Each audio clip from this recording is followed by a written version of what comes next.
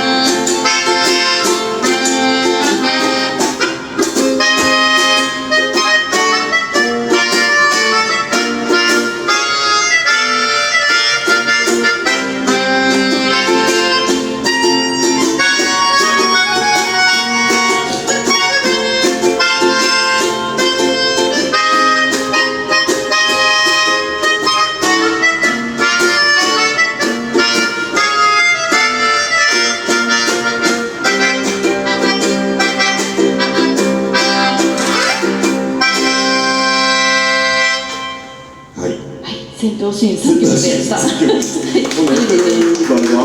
んまりないですね。よくワイドショーとかでね、この戦闘シーンの曲、時々使われてるんですけど、はい、ありがとうございます。ということで。